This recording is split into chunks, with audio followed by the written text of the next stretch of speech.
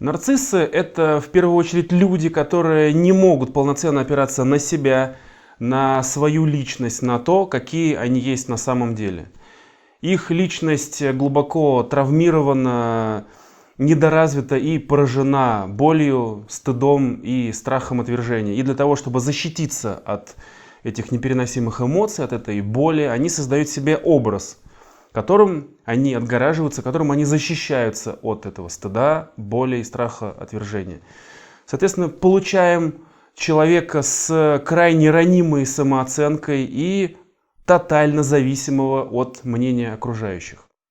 А для того, чтобы иметь возможность уверенно опираться на себя, принимать себя таким, какой я есть, иметь здоровую, устойчивую самооценку, быть психологически и эмоционально устойчивой личностью, уметь создавать доверительные, теплые, близкие отношения и, в принципе, чтобы было хорошо, очень важно в детстве от родителей, от близких наполниться безусловной любовью, безусловным отдаванием, теплом, нежностью, заботой, привязанностью и всем тем, что, собственно, и формирует здоровую, устойчивую личность. То есть, как формируется здоровая, устойчивая личность и здоровая самооценка. Ребенок буквально наполняется от своих родителей, от своих близких отражениями себя. Какой я?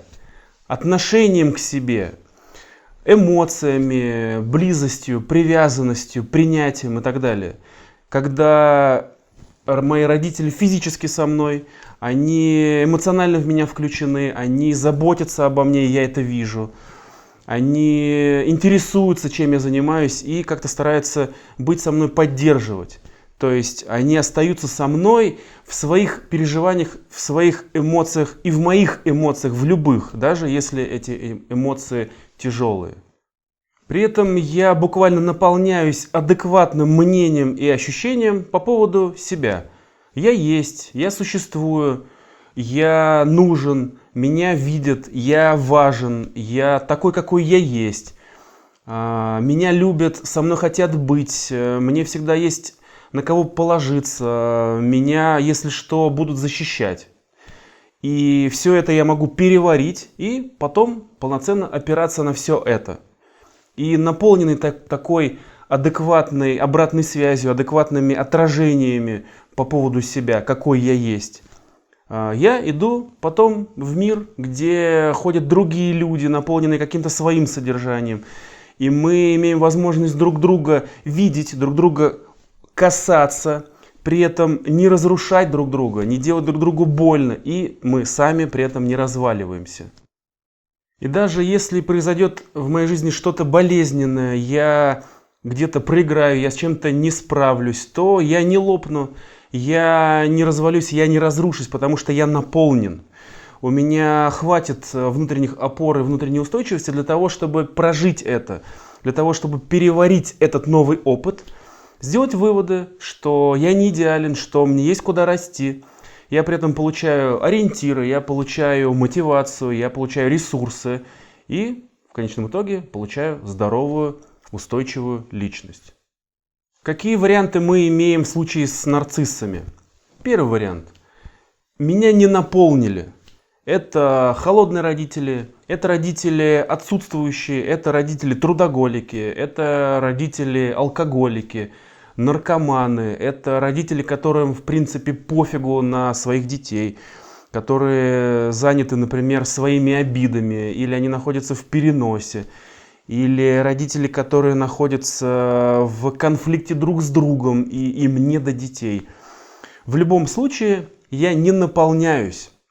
Мне не уделяют внимания, мной не занимаются, и я не понимаю, какой я не понимаю, кто я вообще не понимаю, есть ли я. Может быть, я плохой, может быть, все из-за меня, может быть, я виноват, может быть, я ошибка, может быть, я причина их страданий. В любом случае, на все на это я опираться не могу. Либо мне очень больно опираться, исходя из того, что я, как ребенок, я принимаю все близко к сердцу на свой счет. Видимо, такой, какой я есть, я никому не нужен и не важен. И все, что я вижу, это холодное отношение. Видимо, я не нужен, я здесь лишний. И я придумываю себе образ, каким я должен казаться, чтобы добывать этот отклик, добывать хоть какую-то реакцию, чтобы меня хоть как-то видели. А такой, какой я есть, я недостоин. Второй вариант. Когда меня наполнили неадекватной грандиозностью, когда мне говорили: ты исключительный, ты лучший, ты самый замечательный, ты не такой, как все, ты избранный, ты Нео. Ты должен быть номер один, ты должен раньше всех научиться читать и писать, и решать задачки, поступить в аспирантуру и выиграть Нобелевскую премию. А если ты с чем-то не справился, то ты предал родителей. Родители ночи не спали, кормили, в подушку плакали, старались, трудились, а ты их предал. Если родители увидят, что ты с чем-то не справился, ты не идеален, тебе может быть больно, то ты сделаешь им больно. Они провалятся в свой шок, страх и стыд. И это будет означать для тебя, что ты какой-то не такой, ты предал родителей. Сразу же родители будут хвататься за сердце: где мой корвалол, ты меня в гроб загонишь, и вот это вот все. То есть я понятия не имею, какой я на самом деле, но я точно знаю, что я должен соответствовать нормам, быть лучшим, лучшим, лучшим, лучшим, лучшим. А иначе я буду разрушен. Поэтому я придумываю себе какой-то грандиозный идеальный образ, которым я буду скрываться от вот этого унижения, разрушения. Я буду защищать себя и своих родных и близких от боли и стыда. Если вдруг кто-то будет свидетелем того, что я не идеален, что мне может быть больно, я могу с чем-то не справиться, такой человек, такой свидетель должен быть уничтожен и разрушен. Ну и третий вариант, когда я наполняюсь неадекватной ничтожностью. Это часто родители нарциссы, психопаты, садисты и прочие замечательные персонажи, которые бьют своих детей, унижают своих детей, травят, гнобят, обесценивают, самоутверждаются за их счет, мстят через них своим супругам или родителям в случае переноса и так далее. Ты ничтожество, ты выродок, все из-за тебя, ты разрушил мою жизнь, если бы не ты, то у меня было бы все по-другому, и так далее, и так далее. То есть ты виноват, ты плохой, все из-за тебя, ты мне по гроб жизни еще обязан, и так далее. То есть моя личность наполняется выводами, отношениями по поводу того, что я плохой, я ничтожество, я достоин только такого унижения, обесценивания, я достоин только боли. И из-за меня моим родителям плохо, но ведь не просто же так моя любимая мамочка так ко мне относится. Но не просто же так, она же мама, она же мне жизнь дала. И все это усугубляется тем, что я понимаю, я привыкаю, что я могу быть вместе с кем-то только в таких отношениях, только в таком ключе. Только через унижение, обесценивание и боль я могу хотя бы как-то взаимодействовать с другими людьми. Соответственно, в своей личности я имею только боль и внутренний ад и концлагерь. И, естественно, я не могу на себя опираться, потому что мне больно. И я точно так же создаю себе некий образ, которым я буду от этой боли отгораживаться, чтобы не соединяться с собой, не чувствовать вообще ничего по поводу себя. При этом все три этих замечательных варианта могут присутствовать вместе. То есть родители могут дома устраивать концлагерь, бить, унижать, травить, оскорблять, обесценивать. Одновременно с этим они могут говорить, что ты должен быть лучшим, ты должен быть номер один, ты должен получать пятерки, мы тебя любим больше всех, ты у нас исключительный, он для нас самый важный, поэтому и бьем. При этом они могут эмоционально не включаться, отвергать, наказывать бойкотом за четверки и все остальные прелести жизни. Здравствуйте, шизофреногенные паттерны. В любом случае получаем травмированную, недоразвитую личность, наполненную болью, стыдом и страхом отвержения. Созданный образ, который должен меня защищать от этих ощущений, от непереносимого стыда, боли и страха отвержения. Зависимость от похвалы и внешней оценки, которая должны содержать и питать этот образ, поэтому эту похвалу и внешнюю оценку я буду добывать или выбивать. Отсутствие эмпатии, сопереживаний, потому что из переживаний у меня только боль, страх разоблачения, страх отвержения, непереносимый стыд, поэтому все это я от себя отключаю и, естественно, теряю возможность чувствовать других людей, находиться вместе с ними в их эмоциях, переживаниях, эмпатии нет. И непереносимость критики и внешней оценки, гиперчувствительность вообще к оценке. Поэтому все мое взаимодействие с другими людьми сводится к потреблению, использованию других людей и манипуляциям. Подробнее про эти признаки нарциссов и нарциссического расстройства вы можете найти в отдельном видео, которое появится где-то здесь. Ну и, соответственно, получаем один из 3 видов нарциссов. Первый тип нарцисс грандиозный, напыщенный, демонстративный, классический. Это самый простой и понятный вид нарциссов. Его всегда видно, он всегда на показ, он всегда в центре внимания. Основная стратегия: я создаю для себя некий грандиозный, напыщенный, яркий, сияющий, идеальный, просто космический образ, которым я защищаюсь от своей раненой самооценки, от своего стыда, боли, страха, отвержения.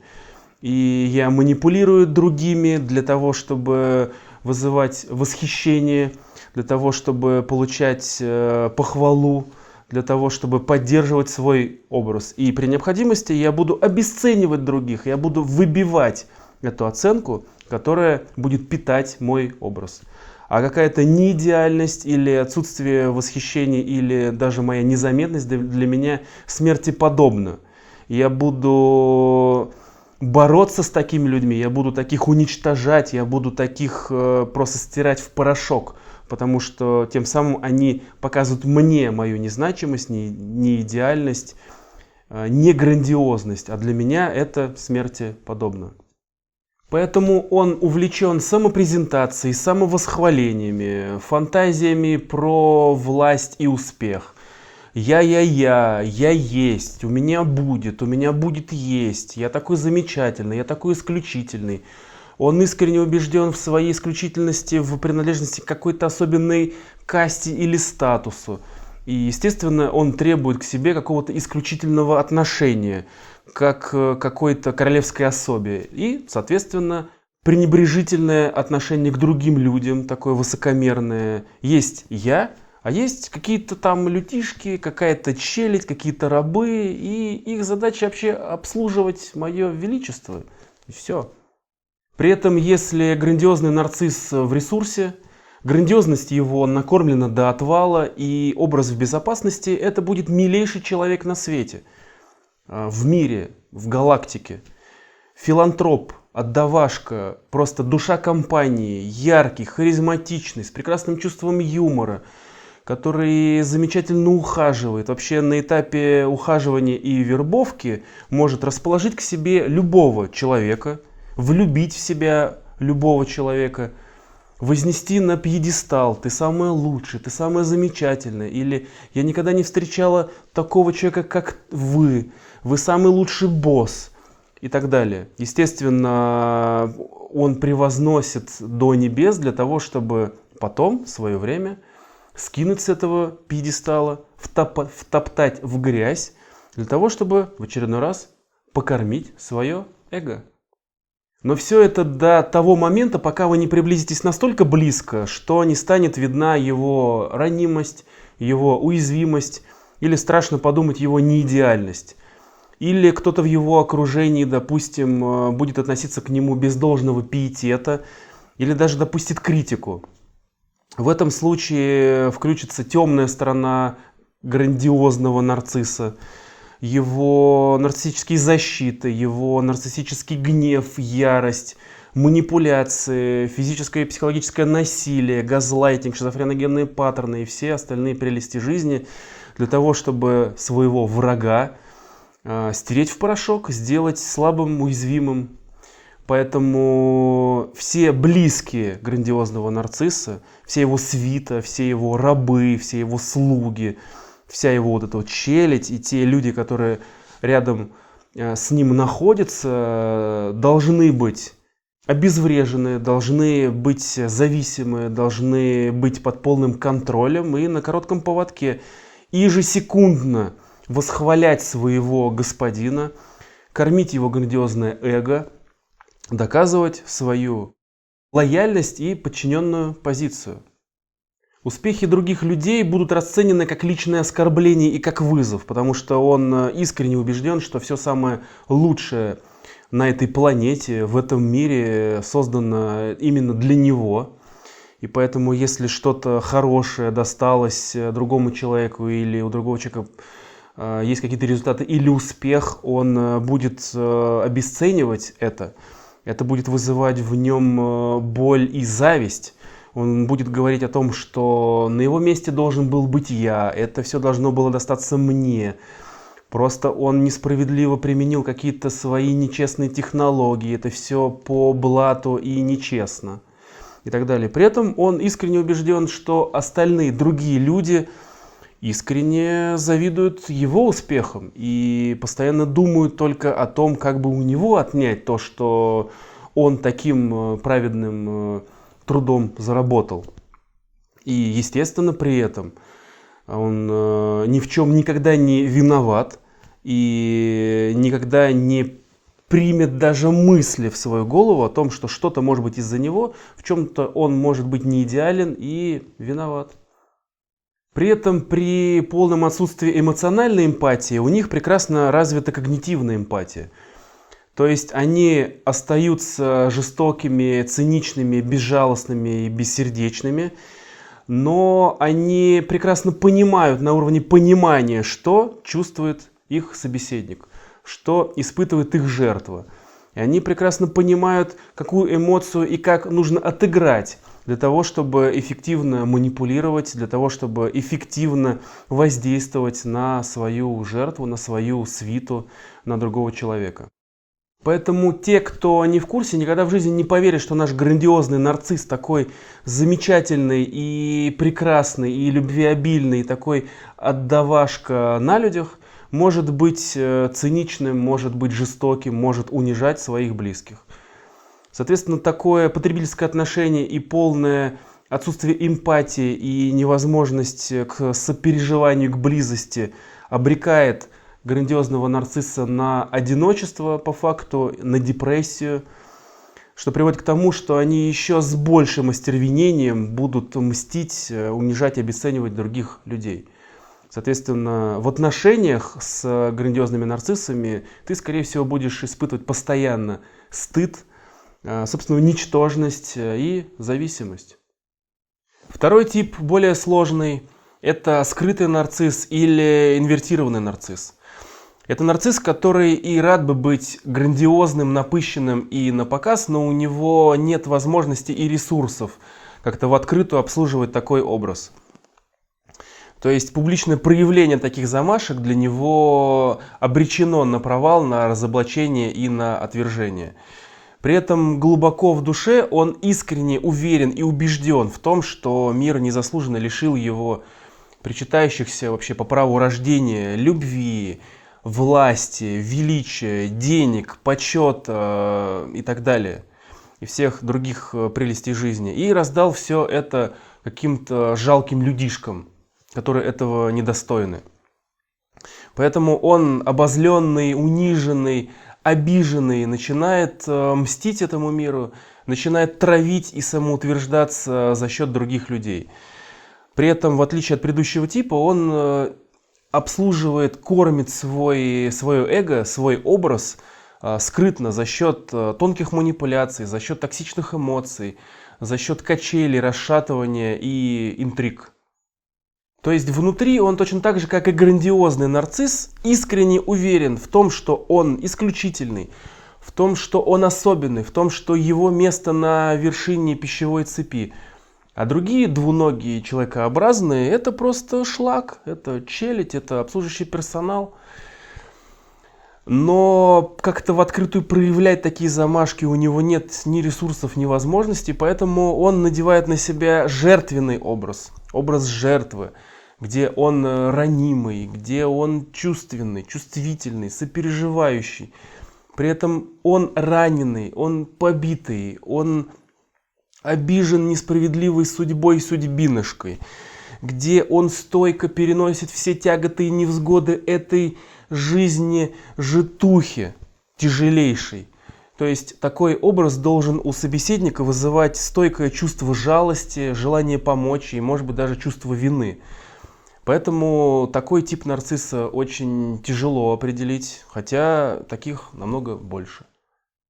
Их стратегия – это манипуляция через токсичные эмоции, расшатывание и отравление психики для того, чтобы создать у человека состояние зависимости или состояние выученной беспомощности. Это паразитирование на чувстве стыда, на чувстве вины, на чувстве жалости. И все это оставаясь в благородном образе жертвы и великомученика. Поэтому жертв они себе выбирают либо сразу слабых, либо зависимых, либо склонных к зависимому поведению, или тех, кто уязвим к манипуляциям через чувство вины, стыда или жалости. Когнитивная эмпатия у скрытого нарцисса развита еще круче, чем у грандиозного. Поэтому он мастерски может калибровать и отыгрывать любые эмоции для того, чтобы найти путь к сердцу своей жертвы, как-то нащупать уязвимости и крючки, через которые он будет потом ее расшатывать. Он прекрасно будет отыгрывать свою чувственность, свою раненость, свою чувствительность, свои страдания. Боже, как я страдаю, как со мной несправедливо обошлись, как мне было тяжело, как я мучился. И слава Богу, я встретил тебя. Ты такая одна. Только ты понимаешь меня по-настоящему. Это судьба, что наши дороги пересеклись. Вся моя жизнь была прелюдия к тому, чтобы мы нашли друг друга и были вместе. Я так счастлив. Я так счастлив, что теперь мы вместе, и ты меня понимаешь. И так далее. То есть он готов, просто действительно готов отыгрывать вот в подстройке и в вербовке любое количество времени, вот прям размазывать сопли и слезы по жилетке своей жертвы до тех пор, пока он не нащупает кнопки, не нащупает крючки, не нащупает те уязвимости, чтобы расшатать, раскачать свою жертву, чтобы жертва поплыла, начала испытывать жалость, может быть, даже чувство вины, сопереживания, может быть, даже стыд, привязалась к этому нарциссу. И как только медовый месяц отыгран и создан такой трогательный, драматичный образ того самого, той самой, лучшей мамы на свете, самого ценного сотрудника компании, обиженного, обездоленного, брошенного ребеночка или непризнанного гения, в зависимости от контекста, когда когти уже впились в душу и найдены все уязвимости и крючки, включается темная сторона скрытого нарцисса. Он буквально начинает отравлять токсичными эмоциями вашу психику. Он начинает заражать психику своей жертвы чувством вины, чувством жалости, чувством стыда, чувством зависимости, ничтожности и бессилия. У них постоянно все плохо, все плохо, все плохо, мир несправедлив, везде проблемы, ничего невозможно с этим сделать, люди все плохие, кругом одни негодяи или негодницы и куча нерешаемых проблем. Причем предлагаешь им, вот тебе решение проблемы. Да нет, это не то, ты не понимаешь, все плохо. В чем проблема? Вот тебе решение. Да нет, ты не понимаешь, это невозможно сделать, все плохо. Нытье, сплетни, критика, интриги, скандалы, расследования. Причем, заметьте, чем хуже у вас становится настроение, тем легче и лучше становится им. Они как будто бы расцветают. Такое ощущение, что через эти токсичные эмоции они просто саму жизнь из вас пьют. У тебя случилось что-то хорошее? Да разве что-то хорошее? Ты посмотри, кризис на дворе, рубль дешевеет, как плохо все вокруг. А будет еще хуже. Что, ты купил новую машину? Да разве ж это машина? Да и зачем она вообще нужна? Да и ломаться она будет. Да и денег она сколько жрет. Да и вообще, о чем ты думаешь? У нас тут баррель, у нас тут проблемы, у нас тут скандалы, у нас тут все плохо. Ты получил новую специализацию. Да зачем, да кому это вообще нужно?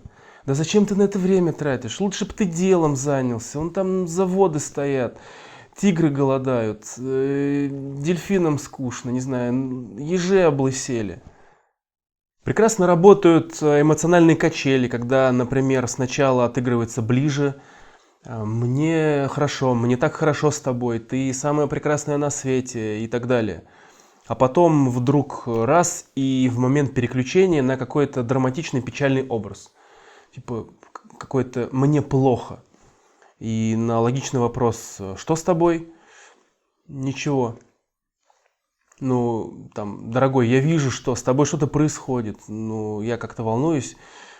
Вот ты даже не понимаешь, что с тобой разговаривать и так далее. И если, например, жертва не ведется на это, она соскакивает с крючка и, например, говорит, ну, ладно, я вижу, видимо, тебе нужно побыть одному, тебе нужно как-то пострадать, ну, как-то выйдешь из этого, приходи, поговорим.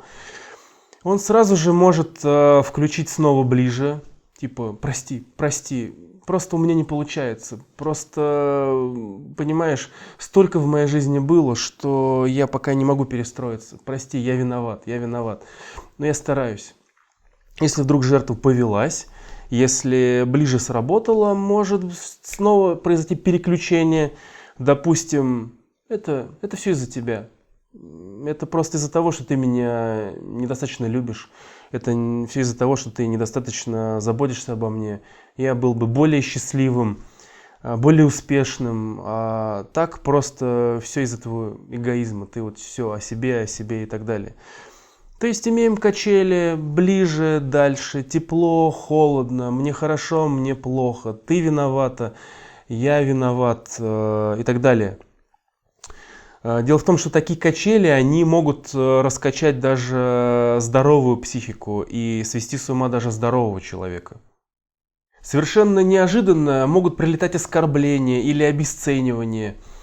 Например, слушай, с твоими формами тебе не собаку или кошку заводить, а диетолога. И вообще тебя саму как-то нужно почаще выгуливать. Да шучу, я шучу, да слушай, да ты просто шуток не понимаешь, все нормально, я шучу. Я же вообще как-то о тебе забочусь, как-то просто, хочу, чтобы у тебя лучше было. Да что ты такая злая-то, какая-то бешеная, слушай, да и вообще лечиться тебе надо.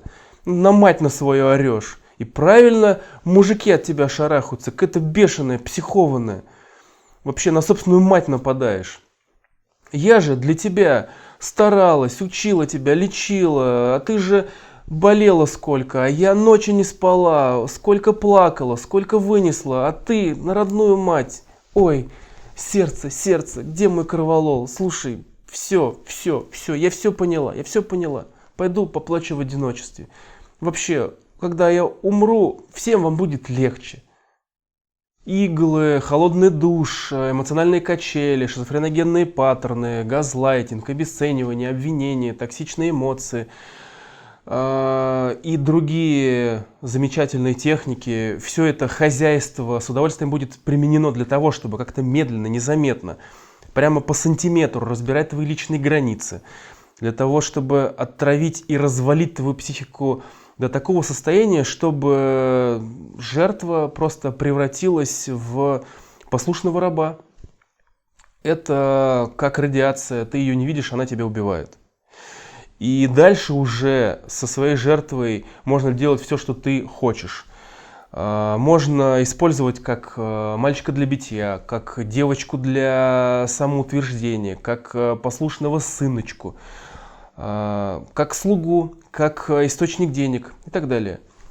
И в отношениях с таким скрытым нарциссом ты обычно чувствуешь себя виноватым, ты находишься в стыде, и ты постоянно чувствуешь усталость, как будто бы ты вагоны разгружал. Ну и третий тип, самый жесткий, это перверзный нарцисс. В нем сочетается шарм и обаяние сытого, грандиозного нарцисса, игра и манипуляции скрытого нарцисса, а также садизм и жестокость психопата. При этом перверзия означает в данном случае извращение, поэтому перверзный нарцисс будет манипулировать и измываться над своими жертвами с особой жестокостью и извращениями. Внутри здесь точно так же травмированная личность и грандиозное самомнение, только возведенное в абсолют. Другие люди для него также просто корм и обслуживающий персонал, только если для грандиозных и для скрытых нарциссов важно было как-то там ими манипулировать и добывать что-то там из своих жертв, то в случае с перверзным нарциссом он будет их разрушать и пытать. И отсутствие эмпатии в этом случае уже принимает форму садизма, то есть перверзный нарцисс получает удовольствие от того, что он делает больно своим жертвам. Он точно так же искренне уверен в том, что все лучшее в этой жизни создано именно для него. Поэтому успехи других людей будут вызывать в нем даже не зависть, а боль, ненависть и гнев, просто бешенство. И он будет мстить другим людям за боль, которую они ему причинили. То есть он будет разрушать и пытать других людей за их успехи. Поэтому в качестве своих жертв они выбирают не каких-то слабых и зависимых, а как раз успешных, живых, каких-то ярких личностей. То есть он будет кайфовать и самоутверждаться за счет того, какую витальную, талантливую, живую, наполненную личность ему удалось разрушить и поработить. При этом никто и никогда вам не поверит, да в принципе и вы сами не поверите, пока не увидите темную сторону перверзного нарцисса.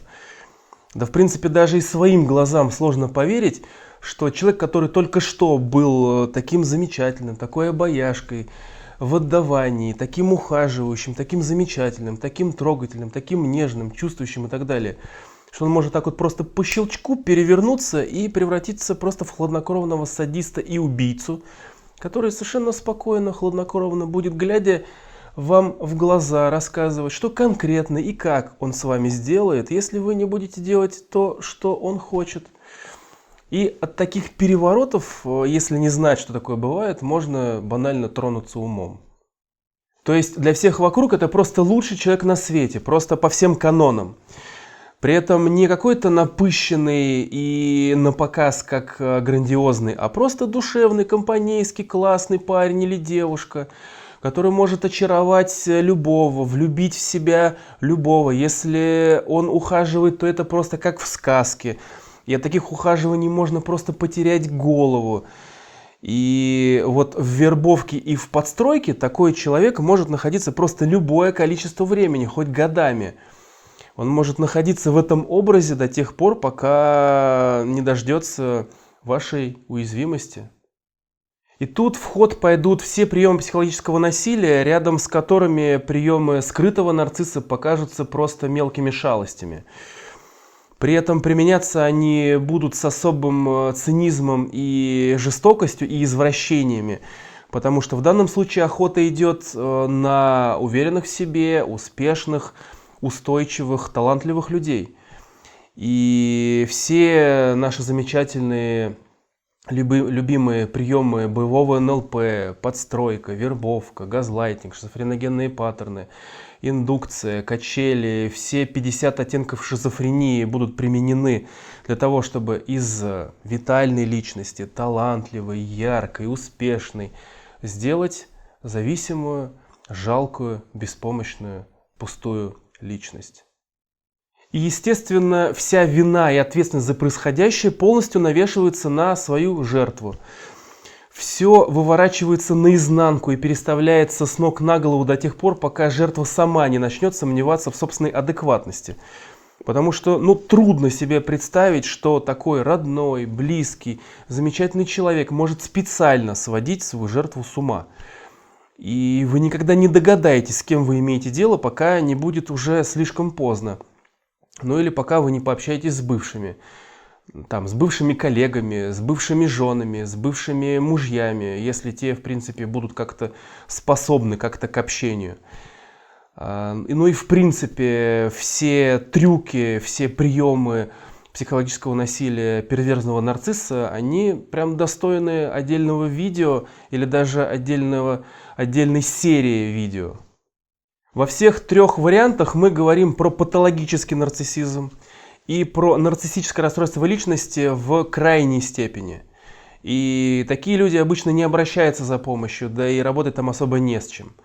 Но если говорить про нарциссические черты или про травмирующий нарциссический опыт, и в принципе у человека сохраняется способность ощущать, способность к переживанию, то в принципе можно говорить про работу с этими травмирующими событиями, для того, чтобы помочь человеку прожить их до конца, или прожить их по-другому, для того, чтобы у него изменились эти эмоциональные состояния. Ну и каждый случай уникален.